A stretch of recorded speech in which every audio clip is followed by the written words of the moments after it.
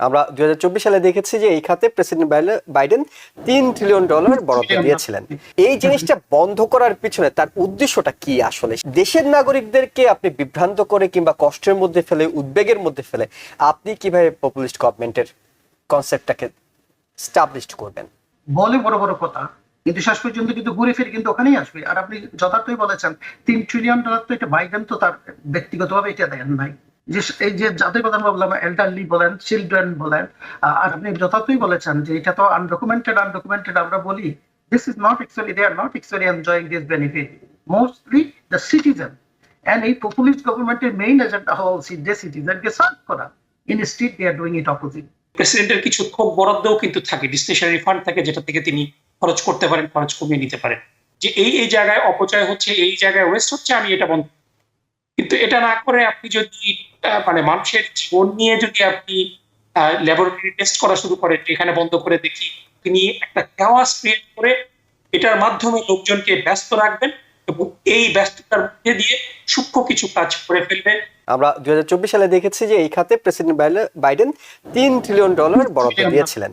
এখন গভর্নমেন্টের যে নতুন বিভাগ আছে, ডিপার্টমেন্ট অফ গভর্নমেন্ট এফিসিয়েন্সি, তারা বলছে ব্যয় সংকোচন করবে, অর্থাৎ ব্যয় কমিয়ে আনবে।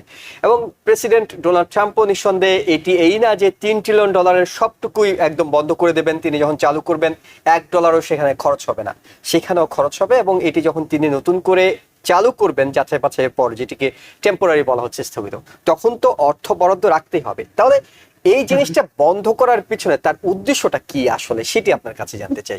এটাই তো আসলে বড় কথা, যে নাটকীয়।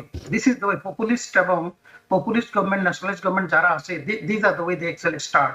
In fact at the end of the day আপনি দেখবেন যে ঘুরে ফিরে কিন্তু একই জায়গা আলটিমেটলি। যেমন সে যে আপনার যে মেক্সিকো ফার্স্ট টার্মে বলছিল যে ওয়ালটা করবে, ওয়াল কতটুকু হয়েছে, বাট পিপল অ্যাকচুয়ালি ডাইজেস্ট ইট, জনগণ খায় এই কথাগুলো দিয়ে কিন্তু আপনার তাদেরকে ইলেক্টেড করে। আপনি এভরি হয় দেখবেন যে this is the populist government actually come to power. So অতটুকু করতে পারবে। বা এই যে ডিসম্যান্টলিং, একটা যে কেওয়াস সৃষ্টি করা, হ্যাঁ, তারা বলছে যে এটা টেম্পোরারি কথাগুলো বলার আগে তো আমি বারবার বলি রেটরিক ম্যাটার। পলিটিশিয়ানদের বেশ করে এই লেভেলের rhetoric matter.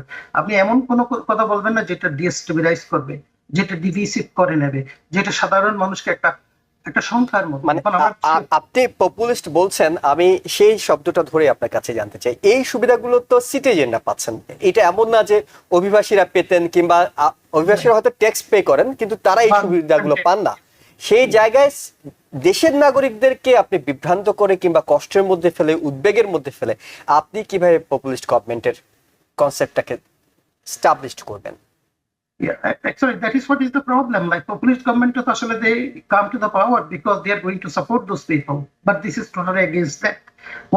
What they say and what they do, there is a big gulf. That's what is happening actually.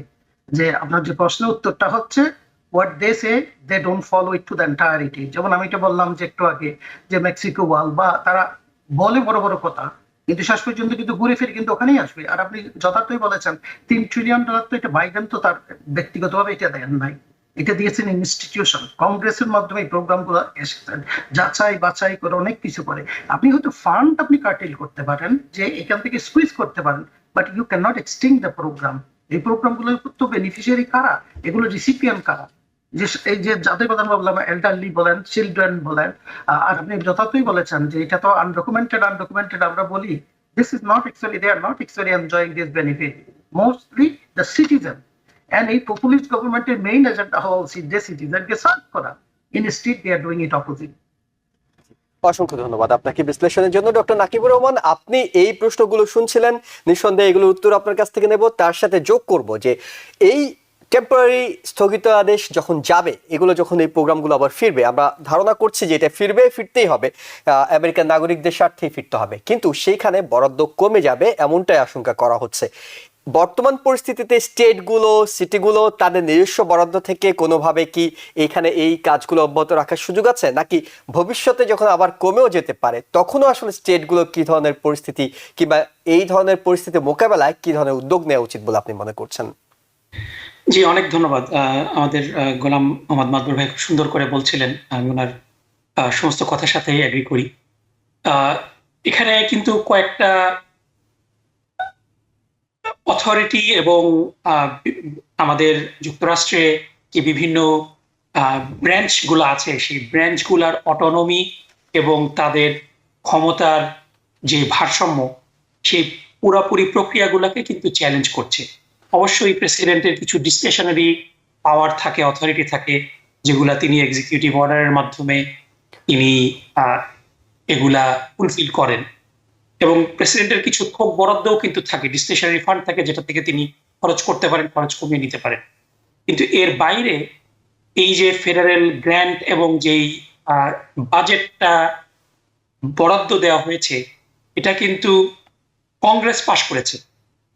So যেই জিনিস কংগ্রেসে পাশ হওয়া এবং এটা অর্থ বিলের মাধ্যমে এটা এক্সিকিউট হয়ে গিয়েছে, সেই জিনিসটা প্রেসিডেন্টের অথরিটি আছে কিনা সেটা বন্ধ করার, এটাই কিন্তু মূল প্রশ্নটা। এবং এ কারণেই কিন্তু ফেডারেল জাজ এই এক্সিকিউটিভ অর্ডারটাকে স্টে করে দিয়েছেন। আমরা যেটা দেখেছি যে লরেন আলী খান তিনি টেম্পোরারি এটাকে হল্ট করেছেন। সো আপনার শেষ প্রশ্ন দিয়ে যদি আমি শুরু করি যে এই কাজগুলো আছে এখানে কিন্তু আমি যেখানে থাকি যে স্টেটে, নর্থ ক্যারোলাইনার পশ্চিম অংশে, ওয়েস্টার্ন নর্থ ক্যারোলাইনাতে যে গত বছর হারিকেন হয়েছিল এবং অনেক ক্ষয়ক্ষতি হয়েছে, সেই ক্ষয়ক্ষতিগুলোর রিকভারি কিন্তু এই বাজেট থেকে এর রিকভারি গুলা চলছিল। এখন এই ফেডারেল ফান্ড যখন ফ্রিজ করা হচ্ছে সেখানে কিন্তু এই এই অঞ্চলের সাধারণ মানুষদের যে পুনর্বাসন সেটা কিন্তু বন্ধ হয়ে যাবে। সো এই টোটাল কাজটার মাধ্যমে তিনি কি অ্যাচিভ করতে যাচ্ছেন এটা কিন্তু বড় প্রশ্ন। প্রবলেমটা তিনি যে আইডেন্টিফাই করেছেন ইটস এ ভ্যালিড প্রবলেম, কারণ ফেডারেল ফান্ডের প্রচুর অপচয় আমরা দেখি, যে ডেফিনেটলি এটার অ্যাকাউন্টেবিলিটি, এটার ব্যবহার সবকিছু আছে। এবং এই ফেডারেল গভর্নমেন্টের যেই হিউজ বাজেট ডেফিসিট, যার কারণে বারবার ডেট সিলিং বাড়ানো হচ্ছে, ইটস এ জেনুইন কনসার্ন, এবং রিপাবলিকানরা এটা নিয়ে সবসময় কনসার্ন। কিন্তু আমরা দেখেছিলাম যে গত 4 বছর ডোনাল্ড ট্রাম্পের আমলে কিন্তু এই গ্যাপটা কিন্তু বেড়েছে, কমেনি। সো তিনি যদি এই ডেফিসিটটা কমাতে চান অবশ্যই এটা সাধুবাদ পাওয়ার যোগ্য, but he is executing or going about this things in a wrong way. আপনি যদি ডেফিসিট কমাতে চান সবার আগে আপনাকে অসম যুদ্ধগুলো বন্ধ করতে হবে। ইসরায়েলকে $1 বিলিয়ন আপনি প্রবাসে পাঠাচ্ছেন ইনোসেন্ট মানুষদের হত্যা করার জন্য, এটা দিয়ে আপনি যে পরিমাণ ফেডারেল ফান্ড গ্র্যান্ট বন্ধ করছেন তার একটা ভগ্নাংশ কিন্তু খরচ করলে পরে এটা আপনি কভার করতে পারেন। তো এই জায়গাগুলো ডেফিনেটলি ফেডারেল অপচয় কমানো লাগবে, কিন্তু need to identify where you are having this kind of inefficiencies. এটাই তো ডজের কাজ। সো আপনি একটা মাহমুদ ভাই যেটা বললেন যে আপনি টেম্পোরারি কেন করবেন, you have to have a fundamental study যে এই জায়গায় অপচয় হচ্ছে, এই জায়গায় ওয়েস্ট হচ্ছে, আমি এটা বন্ধ। কিন্তু এটা না করে আপনি যদি মানে মানুষের জীবন নিয়ে যদি আপনি ল্যাবরেটরি টেস্ট করা শুরু করেন, এখানে বন্ধ করে দেখি কি রিয়াকশন হয়, এখানে বন্ধ করে কি রিয়াকশন হয়, এটা তো একটা কেওয়াস সৃষ্টি। আপনার দ্বিতীয় যে প্রশ্ন আপনি করেছিলেন যে পুলিশরা তো জনগণকে খুশি করতে চায়, এই কাজে তো জনগণ ক্ষতি হচ্ছে। কিন্তু ব্যাপারটা হলো এখানে যে পুলিশরা প্রমিস করে তারা ক্ষমতায় আসে, যে কারণে তারা জানে যে এটাকে এক্সিকিউট করা সম্ভব। এই কারণে এটা পপুলিস্টদের প্লেবুক যে দে থ্রো এ কিচেন সিঙ্ক এট। আমরা যেটা দেখেছি যে ডোনাল্ড ট্রাম্প 98টা সোফার এক্সিকিউটিভ অর্ডার সাইন করেছেন, এবং তিনি জানেন যে এগুলোর মধ্যে একটা বিরাট অংশ কোর্টে চ্যালেঞ্জ হবে। কিন্তু যে কেওয়াস তৈরি হবে, এই কেওয়াস দিয়ে কিন্তু তিনি তখন তার এই পপুলিস্ট জনগণকে বলবেন যে আমি তো করতে চাই, দিচ্ছেন। এটা একটা। আর একটা হলো এই কেওয়াসের মধ্যে দিয়ে তারা অনেক কাজ করে ফেলবে, মানুষজন বড় বড় বিষয়গুলো নিয়ে ব্যস্ত, ছোট ছোট বিষয়গুলো করবে যেটার সিগনিফিকেন্ট রেমিফিকেশন আছে। এটার একটা উদাহরণ যদি আপনি ডোনাল্ড ট্রাম্পের নমিনিদের কথা যদি দেখেন, যে ডেফিনেটলি দেয়ার আর সাম নমিনিস, কিন্তু তার অনেক নমিনিগুলা এত প্রবলেম্যাটিক যে তাদের কনফার্মেশন হিয়ারিং গুলা মানে ইটস অলমোস্ট সোপ অপেরার মতো হয়ে যাচ্ছে। কিন্তু বিষয়টা হলো আপনি ইটস এক্সস্টিং, আপনি কতগুলো অ্যাপয়েন্টমেন্ট বাধা দিবেন। So you have to choose and pick. So আপনি হয়তো দুজনকে আপনি ঠিক ঠেকানোর জন্য চেষ্টা করতে পারেন, এর মধ্যে দিয়ে একটা গ্রুপ অফ আপনার ইচ্ছা মতো অ্যাপয়েন্টেড হবে। এটা কিন্তু একটা প্লে বুক পপুলিস্টদের, এবং এই কাজটি তিনি করছেন। তিনি একটা chaos ক্রিয়েট করে এটার মাধ্যমে লোকজনকে ব্যস্ত রাখবেন, এবং এই ব্যস্ততার মধ্যে দিয়ে সূক্ষ্ম কিছু কাজ করে ফেলবেন যেগুলা চ্যালেঞ্জ করার রিসোর্স মানুষের থাকবে। এবং সবচেয়ে খারাপ জিনিস যেটা এখানে আমরা, যে এই টোটাল প্রসেসে গুটি কয়েক ব্যবসায়ী বেনিফিটেড হচ্ছে। বার্নি স্যান্ডার্স কিন্তু বারবারই কথাটা বলছেন যে আমরা করাপ্ট রিজিম গুলাতে অলিগার্কদের কথা আমরা জানতাম যে সুপার রিচ, অ্যাকাউন্টেবিলিটি নাই। আমেরিকাতে অলিগার্ক ক্লাস তৈরি হচ্ছে ডোনাল্ড ট্রাম্পের ছত্রছায়ায়, এটা জানা। নিউ ইয়র্ক থেকে সম্প্রচারিত TVN 24 টেলিভিশন বিশ্বজুড়ে বাঙালির কণ্ঠস্বর।